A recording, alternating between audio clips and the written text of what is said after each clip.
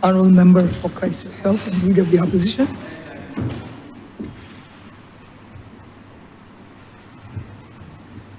Yes.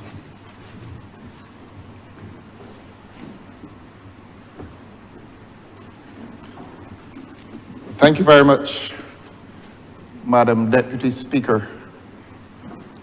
If I did pause, I was waiting for the honourable member for Christchurch West to take his seat. I wasn't sure whether he was leaving or if he was staying. And happily he's staying to join his colleagues who were present, all 5 of them.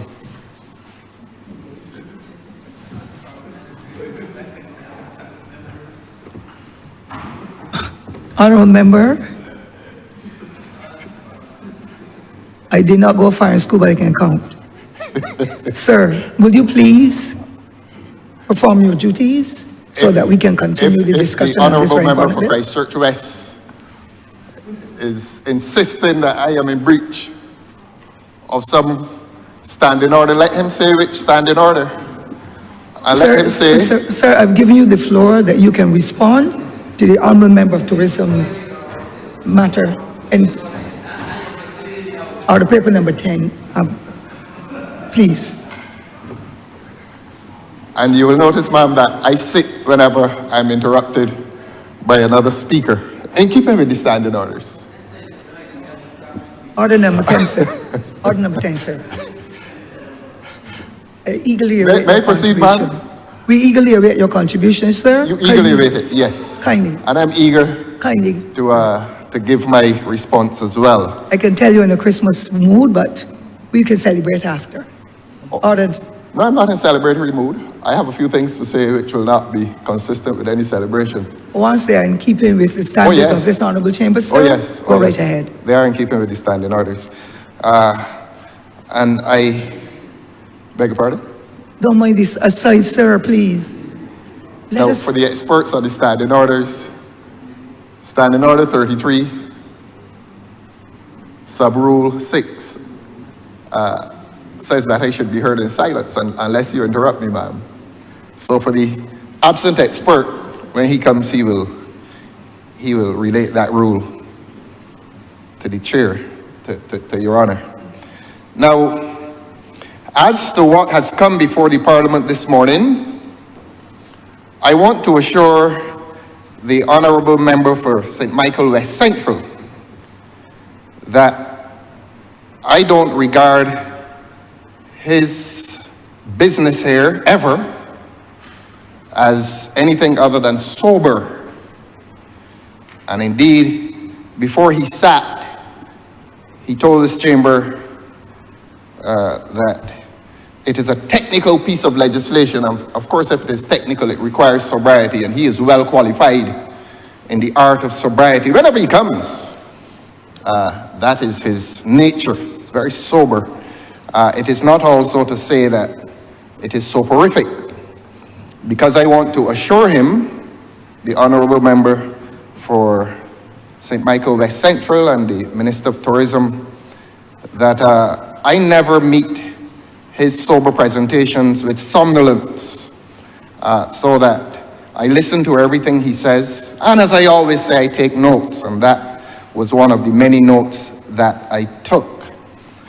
I would want to assure him that I do admire his modesty.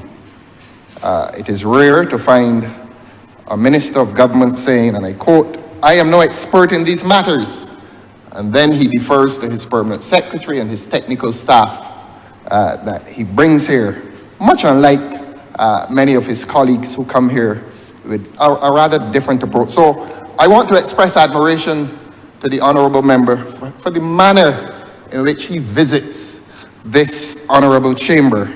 And as I said earlier, he spoke to an audience. If I speak for myself, I will assure him that I listened to every word and that nothing that he said met with any somnolence on my part.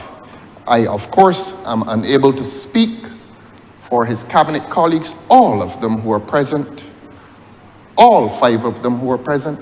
I cannot speak for them. I know that this is obviously a very busy government, and that he enjoys the luxury only of some of his cabinet colleagues today, but I want to assure him again that he had my rapt attention. I do, however, want to, on behalf of the people of Barbados and the people who are interested in the marine environment, I want to ask him, not necessarily today, but in future, to produce for the people of Barbados a report card on the state of our marine environment. And it is not a heavy task. There are just a few areas in which we are obliged to speak for and on behalf of those who are interested in this precious marine environment. We want to know what is the state of the reefs which were reportedly damaged by the cruise ships during COVID. A former minister did tell this country that we were an extremely hospitable jurisdiction and that we allowed those cruise liners to berth within our territorial waters, in fact, very close to the coastline. And we did hear in the aftermath of that most hospitable act that certain discharge from those cruise ships may have damaged reefs that took perhaps thousands of years to grow. The country was also visited with the disclosure from the honorable member's predecessor in that office that those cruise liners would reward us with future visits. And not everyone who lives in Barbados is so naive as to believe that a cruise ship is going to come back here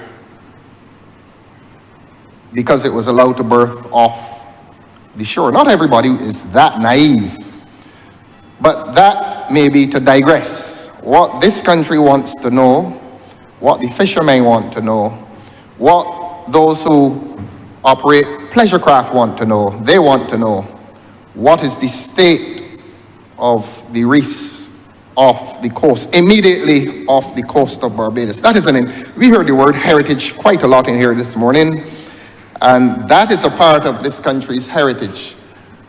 You may not know, you're from a central parish, Your Honor, and you know very little about coastal activity. And since I know you do not know, I will remind you that there was something called a black coral industry. And you tend to be rather bejeweled, but I've never seen you in black coral, so that I confidently assert that you don't know that there was something called a black coral industry. And it was a very thriving industry back in the 70s, 80s, and 90s. I think it went as far as the 90s, but it did not. That industry, I don't believe, depleted the coral as much as those grateful cruise ships may have done. So that the honorable member for St. Michael West Central is always so kind and sober as to receive from his technical people a report as to what happened to our coral reefs in the aftermath of famous hospitality by his predecessor in office. We are told as well, we can place a second report on this report card, a second item on this report card. The country will probably wish to inquire of the Honorable Minister as to possible damage to reefs on the West Coast. Reports are coming to us that there's work going on that coast, needed work to replenish the beach lands, the beaches, except that the government will want to ensure that that work, that heavy work, is done in a manner that protects our precious reefs off the West Coast. We know that diving, pleasure diving, is an important part of heritage tourism, and it is a part of our heritage tourism that will disappear if we, at the same time, destroy the reefs off the West Coast. So that I know this minister is very diligent and industrious, and he will seek from his technical people a report on the state of the reefs off the West Coast in the aftermath, and as a result of the heavy work going on there, he will seek, the honorable member will seek that report and come back to this chamber and tell the people of Barbados what is the state of the West Coast, and more particularly, what is the state of the reef population of the West Coast as a consequence, or as a result, I beg your pardon, of the heavy work that may be going on there. I drive through Bridgetown every morning, including this morning, and in spite of the decline of our major thoroughfare, Broad Street, I love to drive across the bridge. I think it's called the Chamberlain Bridge, and to look left and to look right and to admire the work that was done some years ago on the inner basin that travels now as far as the globe. I really do admire it. That is one of the pleasures of a journey through Bridgetown. And I confess personally that I do look forward to the other work that is presently going on the Pierhead, that it will constitute of central Bridgetown a literal bridgehead that will beautify the city. And after that, perhaps the government will commit itself to some urban renewal and attained to Broad Street, which is no longer the Broad Street that you and I knew when we were little children coming to do the window shopping at this joyous time of year. Broad Street is in such serious decline that some of these stores have lost the right to sell certain prestigious commodities because the street is no longer what it used to be. It is no longer as attractive as it used to be. And every Barbadian, young and old, wanted to make that visit to Broad Street at this festive time of year. This government now, unhappily, is presiding over the decline of a major part of our heritage, which adjoins the coastline, the marine areas of Bridgetown. Indeed, it is called Bridgetown. But while admiring the work and being expectant and happily expectant of the work that is going on the Pierhead, we want to pause and ask the Honorable Minister to give this country a report card on the state of the ancient graves. I'm told that it is an ancient grave site in the vicinity of that work that is going on, and we would want to, the country, those of us interested in heritage, and those not interested in heritage do have an interest in the preservation of our ancient sites, and we are told that there's an ancient grave site in the vicinity of that work that is going on, to which we all happily look forward. It really will make Bridgetown a beautiful place again.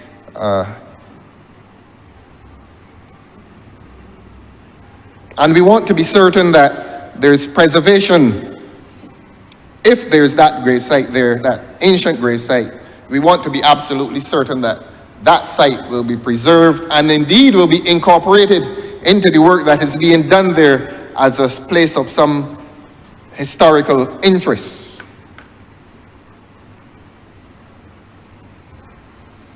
We would travel further south and extend that ministerial report card to the planned marina that was to be done in the swamp, because everybody in this country is entitled to representation, and even the people in St. Lawrence are entitled to have continued representation as to government's plans for that area. Please do not accuse me of digressing, Your Honor, if I say that it was an unhappy period in the lives of people along that coast when they read in the newspaper that their lands would have been acquired by government. I don't think they were told by any telephone call from the ministry. I think Housing and Lands in this regard. A neighbor saw it in the newspaper and told another neighbor, and word went around that the sword of Damocles was swinging over the people of St. Lawrence and Dover, and that their lands were to be acquired, and that the acquisition of those lands was related to a governmental enterprise to place a marina in a swamp. And those who are environmentalists were shocked. They were appalled that such a plan could have been hatched to destroy a wetland for the sake of a marina. Now, the government has never officially told the people there what has happened to the plan. If the plan had gone through, of course, the shelf, the coral shelf that lies in that lagoon of St. Lawrence would necessarily have had to have been dug up. So that a minister a few years ago used the term environmental madness. That would have been an entire mental asylum if it had been done of that, rather than environmental madness. That would have been an entire asylum. I don't know how you could have destroyed that area to have boats come in to a swamp. And I was told by the experts at the time, not many, 4 or 5 years ago, that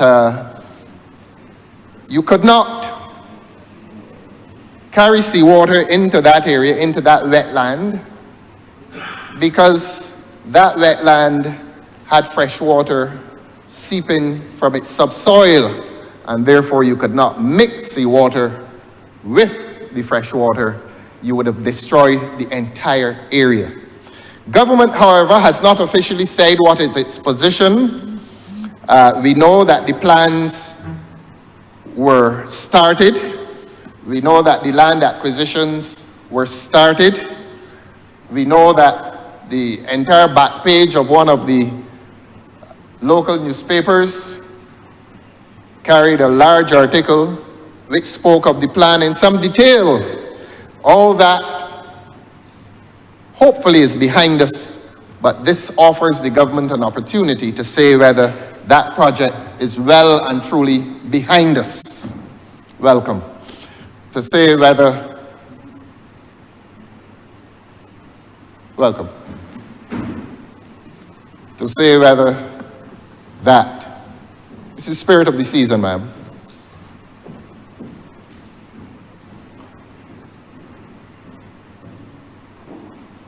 Seems to be a revolving door anyhow.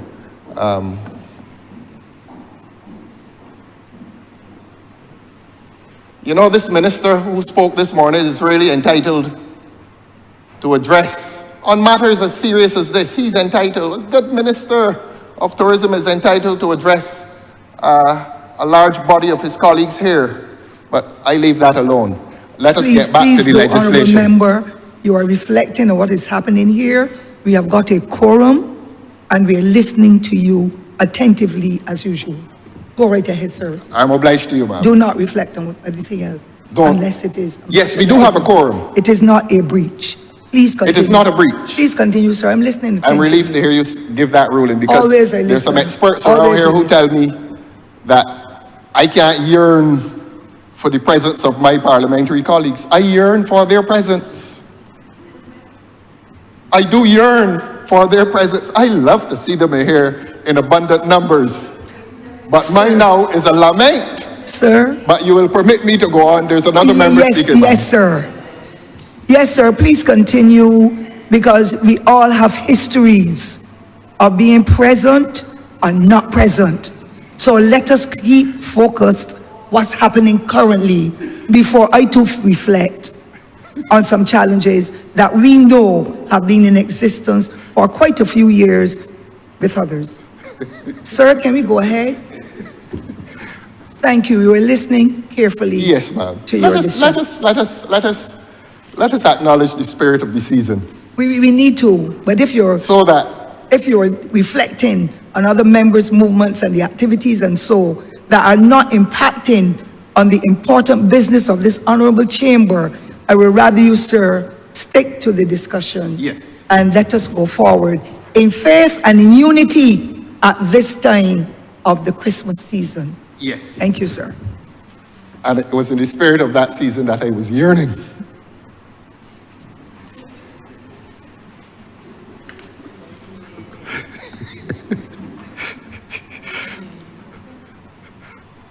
And so we were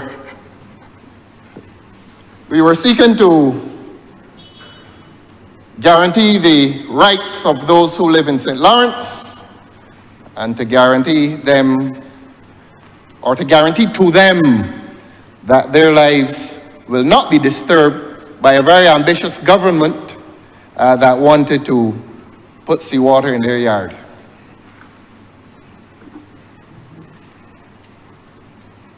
But I do admire the modesty and the sobriety of he who presented, the honorable member who presented this morning. So that is the extent of the report card. It could be longer. The honorable member spoke for less than an hour, which is really a short speech when one considers the length of the legislation. All right. I shan't be distracted, Your Honor. I will not be distracted. Beg your pardon?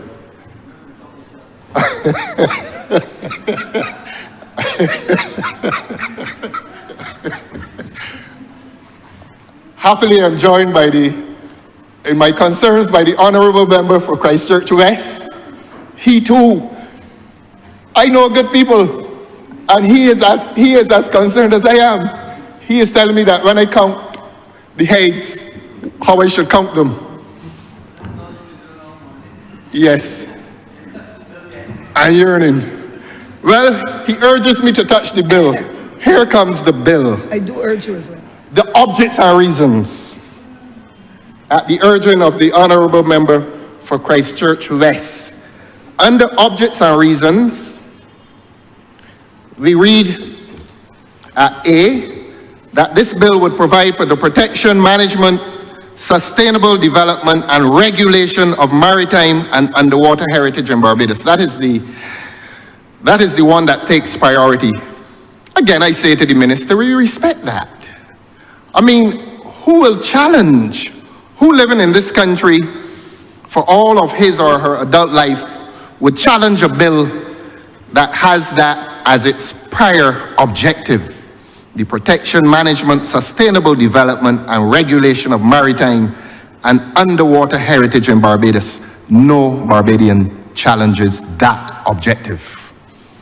And therefore, when the honorable member describes himself as an amateur in relation to technical matters, we applaud his modesty.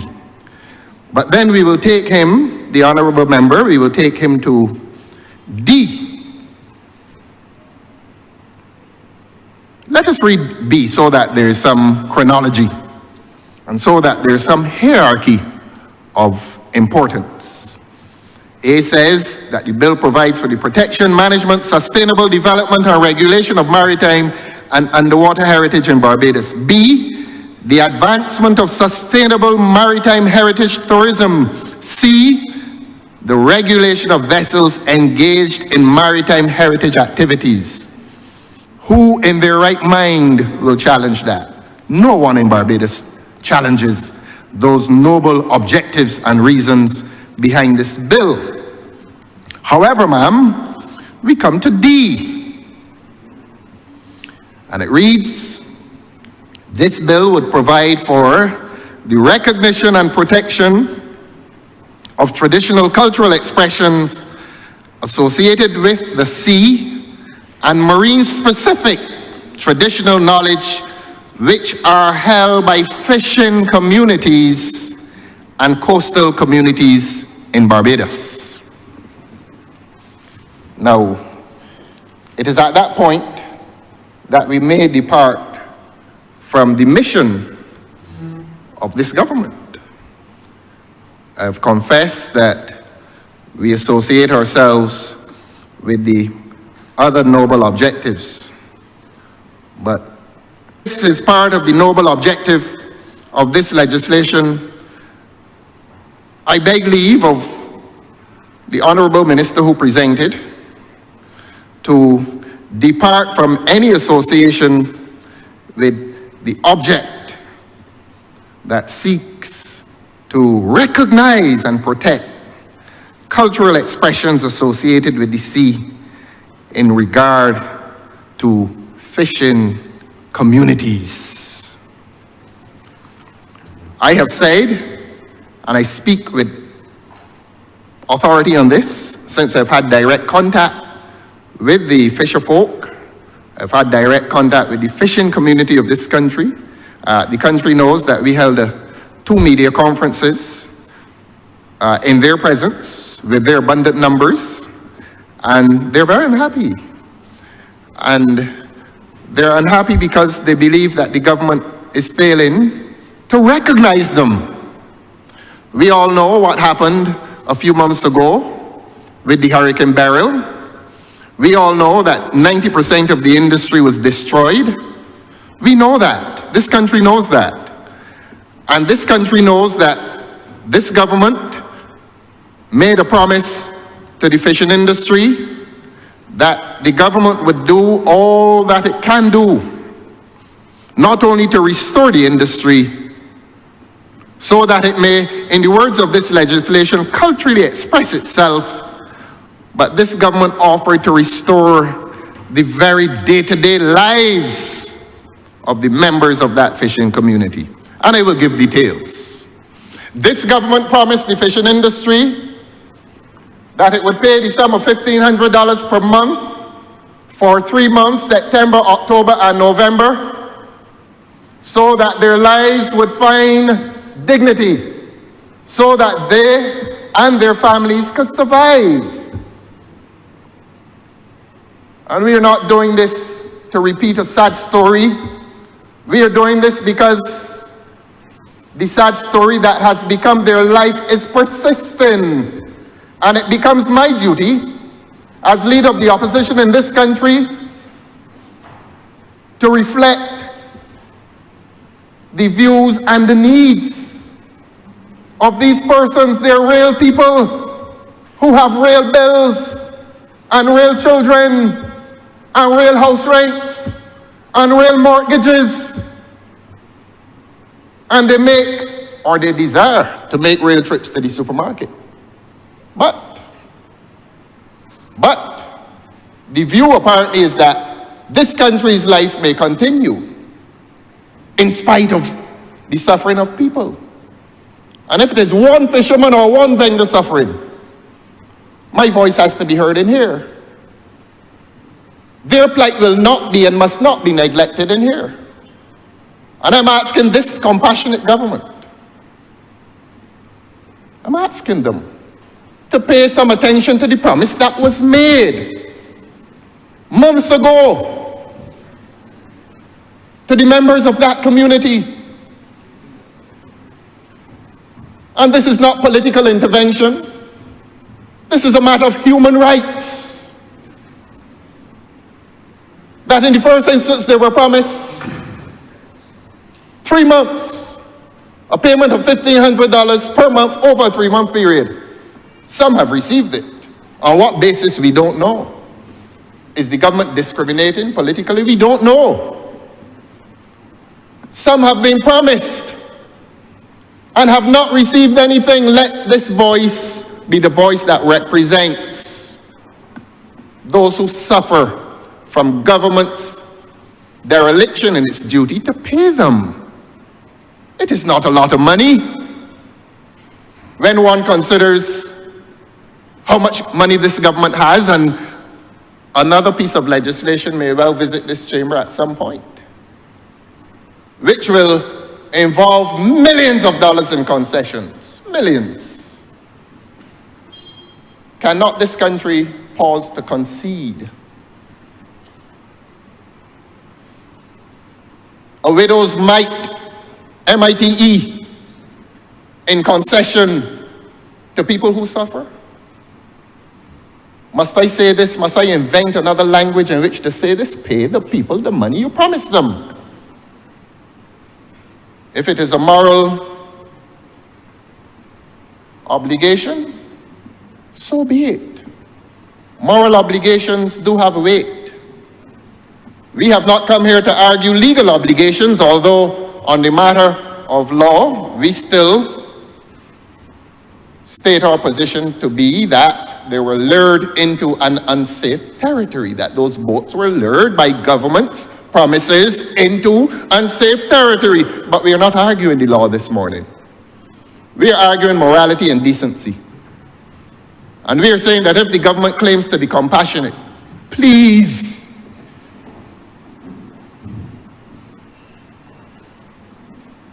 can government find it possible to pay the people? Can government find it possible to stop making excuses that some machine has broken down?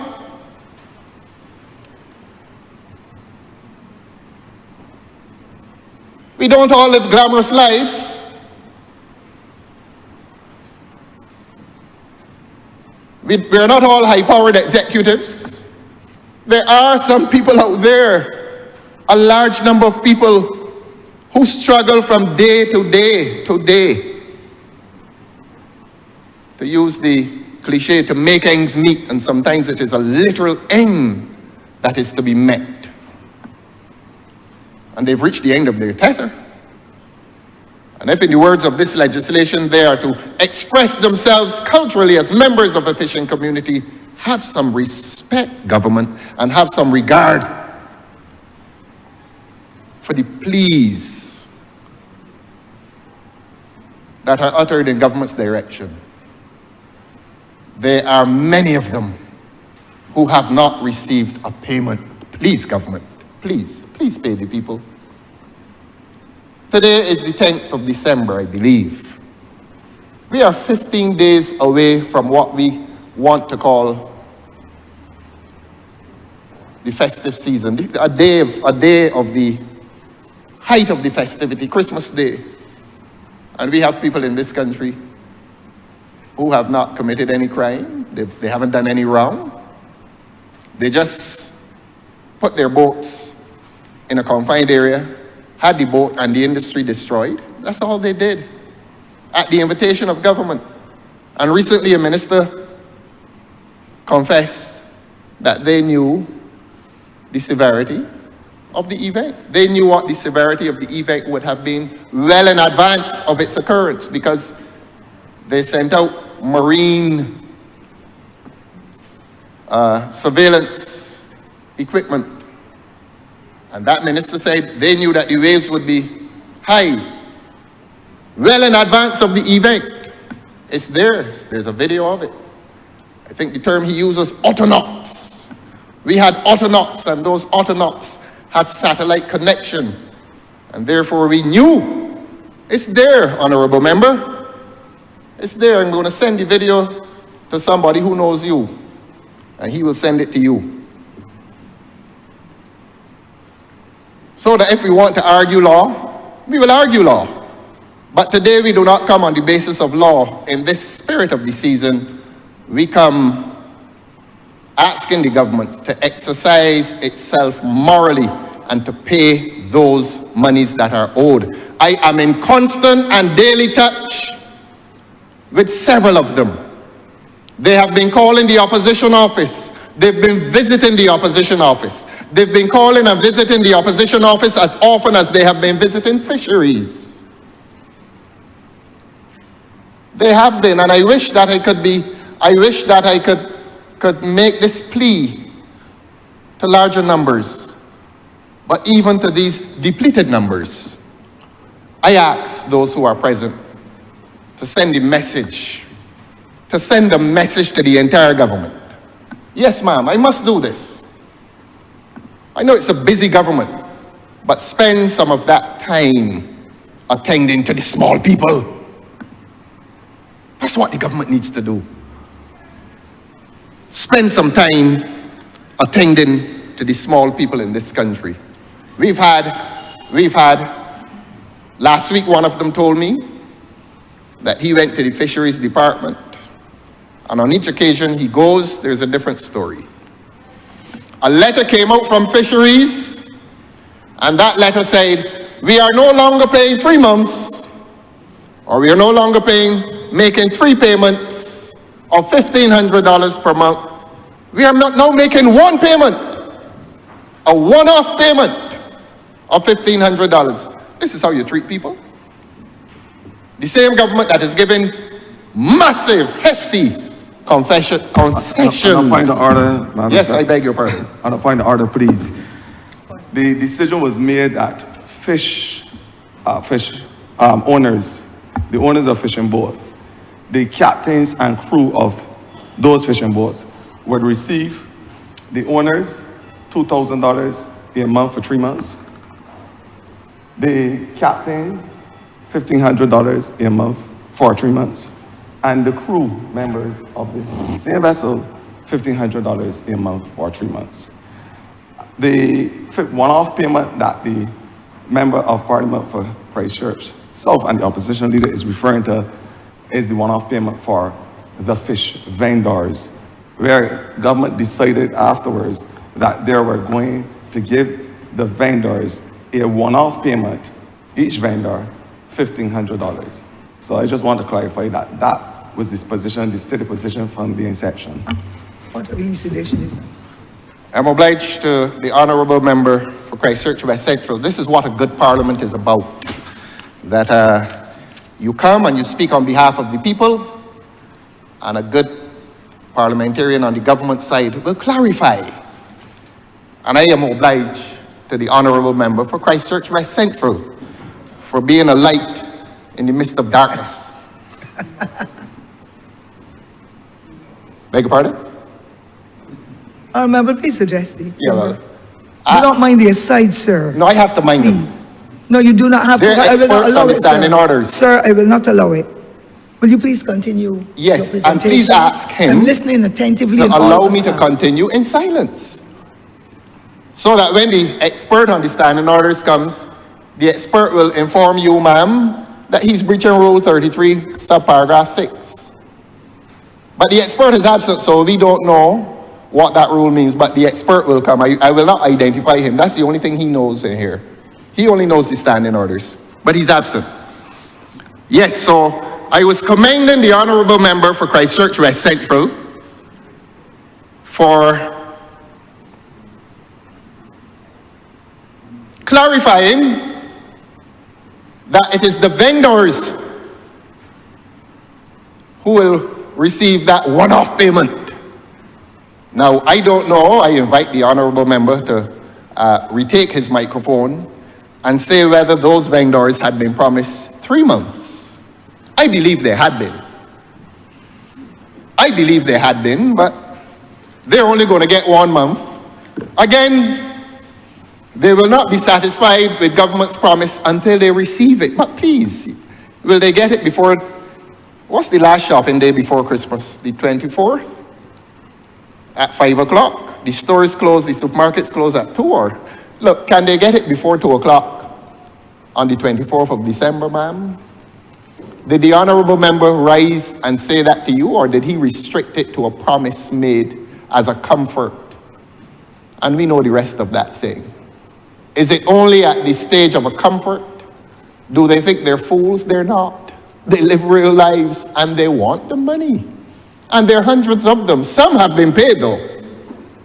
I don't know, we don't know if those ones who have been paid are the ones who were dancing on a raid floor and sitting on raid benches. We don't know.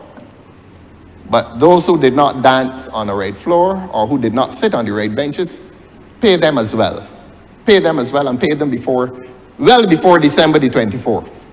But I'm grateful for the honorable member's intervention. As I said, that is what a good parliament is about, and today we'll record that we did our duty in asking the government the question, and a minister, a dutiful minister, got up and clarified. And I am so indebted to that honorable minister, a light in the midst of darkness. They will out your candle soon anyhow.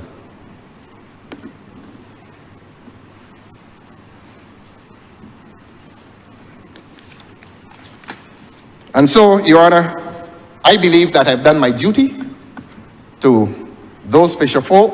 And I want to say as well that some campaigns are unpopular. Some campaigns are unglamorous. And there are points at which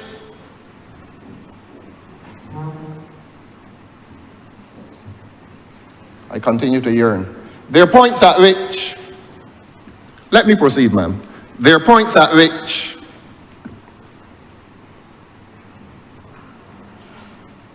it has been said, but why persist? Why persist? It seems as if government is not paying it. It seems as if the government can become accustomed to the suffering of people whom they may not regard as being important people. So why persist? But ma'am, duty, a sense of duty brings us to persistence. Because the suffering of a person anywhere amounts to the suffering of all persons everywhere. You cannot live happily in a country where some people are unhappy. It's as simple as that. We all are entitled to some measure of happiness. And it is my duty to inform this government that the people are unhappy and they feel hard done by. And it is not multi-millions of dollars. And that is what hurts us. It is not multi-millions of dollars. And I wonder if it runs into the millions of dollars. I don't think it does. It may be in the hundreds of thousands. But what will make the people of Barbados even more disappointed is that it is a very expensive government. It must be fairly expensive to run this government, having regard to its numbers, its abundant numbers. Of course, well, I'm not going to flog that horse to death, but it is a government of abundant numbers. I leave that where it is. I've made that point often enough. And so while you have an expensive government running itself, the minister says that the vendors will receive only a one-off payment. And the honorable minister, in his generosity, did not also say to the people of Barbados and to those vendors why they will only receive a one-off payment. It just is the case that you're going to give one payment of $1,500 to the vendors. The captains, presumably, there was no further elucidation on that or detailed elucidation, but I came away with the impression that the captains will receive the promised 2,000, is it 2,000 per month? Beg pardon? 15 for 3 months. So that, ma'am, isn't this a beautiful place sometimes? The minister is correcting me. He is informing me. And that is good ministry. Why is he so alone in that regard? But the smallest candle can illuminate the darkest room. But I hope that they keep his candle burning. I certainly hope that it continues to burn in the midst of the encroaching darkness. Now, I was asking the question as to why they're going to give some 3 months and the others, the vendors. The minister has the opportunity to explain the rationale. We don't know. But the vendors, I say this in all seriousness, Minister, through you, Your Honor, that the vendors are also enduring a period of hardship. And this storm occurred many months ago, and they have endured for many months without any financial assistance. And you, ma'am, will permit me to go only so far with this, to make this point, that at some point, other legislation may come here which involves huge concessions, financial concessions. And I repeat that this is not a huge financial concession. And that this government now is presented with the opportunity to show how it feels about the poor among us. This government is presented with that opportunity. And being presented with that opportunity, are we visited with the very bland statement that we'll give the vendors 1 month payment, a one-off payment, and that they'll be satisfied with that, and that perhaps when January comes, they're back to square one of hardship? Can we make an appeal to this government? Can we make an appeal to this government to commit resources, enough resources, not to support them indefinitely, but to permit them some form of dignified life over the next few weeks and the next few months? I hate the three-letter word beg, but can we beg this government to do that?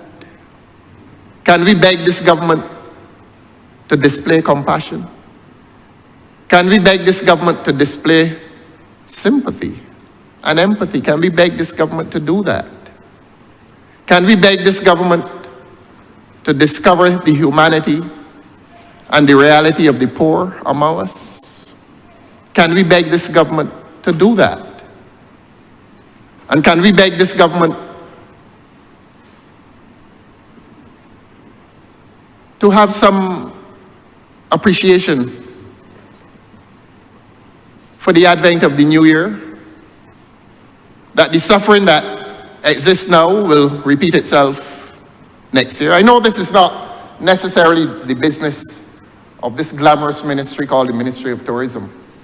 So I depart from the Ministry of Tourism, except that he came here with a bill which refers to the cultural expressions of the fishing community, and I therefore must touch and concern, what I say must touch and concern their lives, because this bill purports to be brought here for their protection. Your Honor, the fishing community of this country is this morning, the 10th of December, without protection, without the protection that this government has promised through this bill.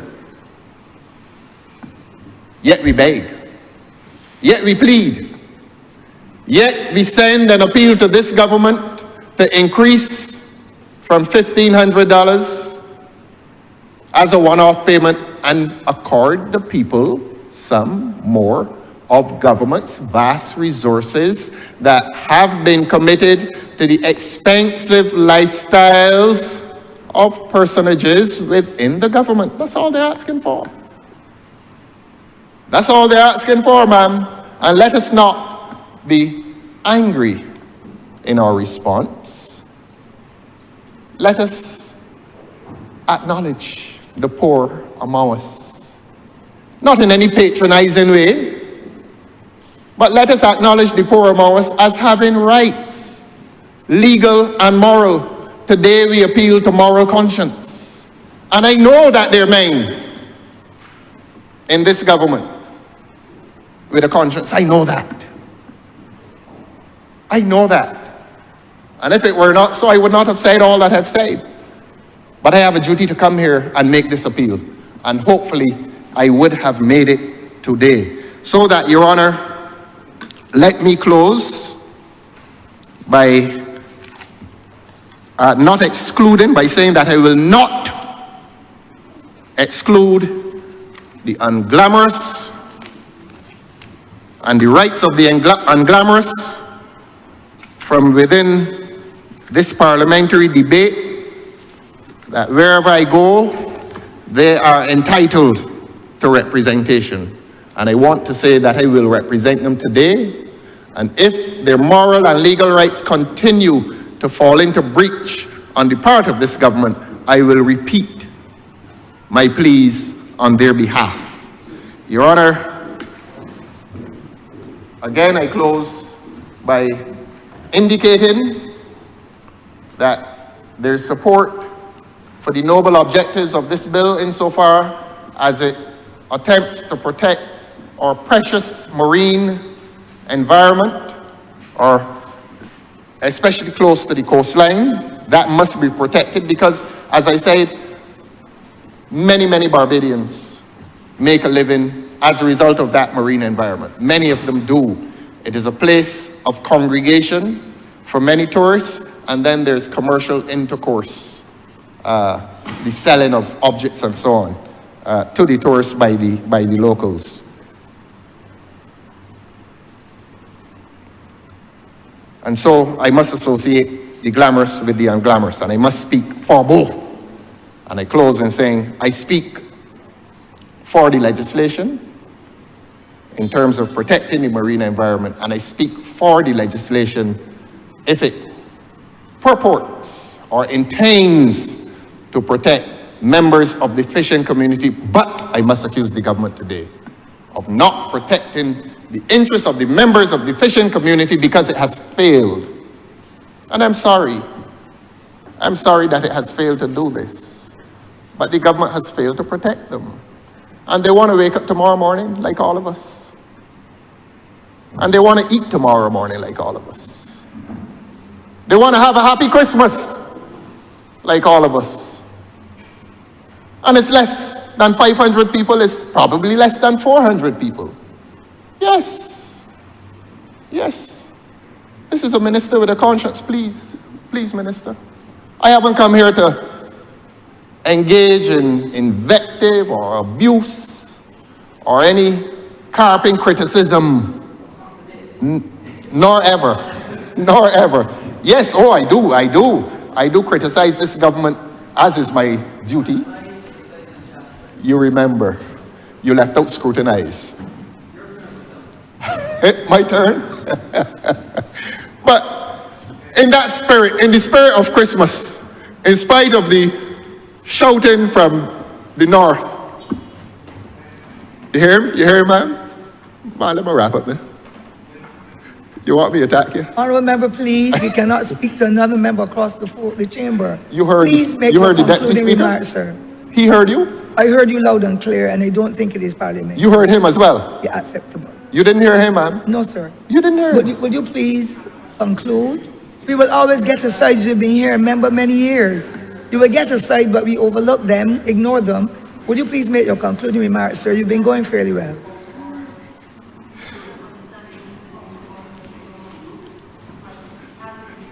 Honorable members, please. Oh, good, good. I was waiting for you to reprimand him. Good. I'm not reprimanding anyone. I just Good. want for the standard of this honorable chamber to continue. I was waiting to And hear I you want say to to them, serve please. them. And you say please. And I'm pleased Yes, please. that you say please Yes, to them. please. Thank you, ma'am. And so, Your Honor, my support, my general support is for the intent, but I continue to complain about the bad treatment meted out to the members of the fishing community. Your Honor, I am obliged to you.